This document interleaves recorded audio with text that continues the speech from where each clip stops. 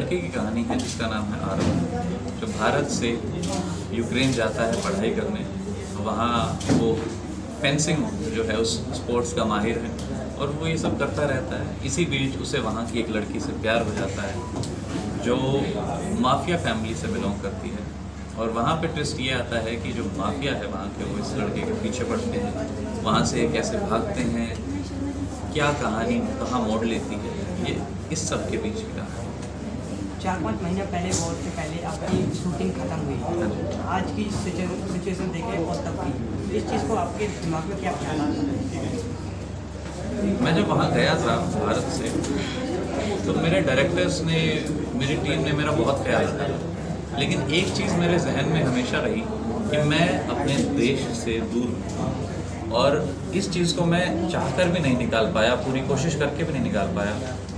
और जब जंग छिड़ी और जितने भी स्टूडेंट्स थे, जिसका जिक्र अभी भी आया है, जितने भी स्टूडेंट्स थे वो वहाँ पे फंस चुके थे, तो एक वहाँ पे इन टाइम्स ऑफ क्राइसिस बड़ा अकेलापन महसूस होता है किसी भी लड़के को। और जब आप विदेश में हों तो आपको कोई परिवार, कोई दोस्त याद नहीं आता, याद आता है तो सबसे पहले अपना देश भारत। और जब ऑपरेशन गंगा छिड़ा था, स्टूडेंट्स को वहाँ से निकाल के लाया गया था, तो मेरे ख्याल से मैं पहला एक्टर हूँ या अकेला एक्टर हूँ इस देश का जो उस फीलिंग को महसूस कर पा रहा था कि स्टूडेंट्स वहाँ पे जो है वो क्या महसूस कर रहे होंगे कि वो विदेश में हैं और उनका देश उनकी मदद के लिए तुरंत आगे आया। 6 या 8 घंटों के लिए मेरे ख्याल से यूक्रेन और रशिया दोनों रुक गए थे, कोई जंग नहीं हो रही थी, सिर्फ इसलिए कि इंडियन स्टूडेंट्स वहाँ से अपने देश लौट सकें। और सिर्फ इंडियन स्टूडेंट्स ही नहीं, इसी परिप्रेक्ष्य में बाकी देशों के स्टूडेंट्स भी वहाँ से निकल पाए थे। तो ये सबसे पहले तो इंडियन गवर्नमेंट को मेरा बहुत बड़ा धन्यवाद है कि उन्होंने ये किया।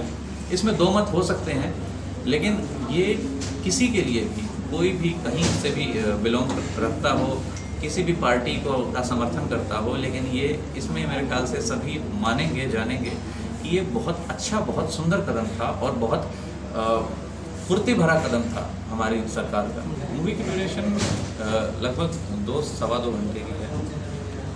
हीरोइन और कास्ट एंड क्रू सब ठीक है, जिनसे हमारा कांटेक्ट हो पा रहा है। कुछ विदेश में जा चुके हैं, अपना देश छोड़ चुके हैं, कुछ शहरों से दूर जा चुके हैं, लेकिन जिन से हमारी बात हो पा रही है सब ठीक हैं, स्वस्थ हैं। परेशानी ये है कि कुछ लोगों से कांटेक्ट छूट रहा है, वो एक समस्या वाली बात है।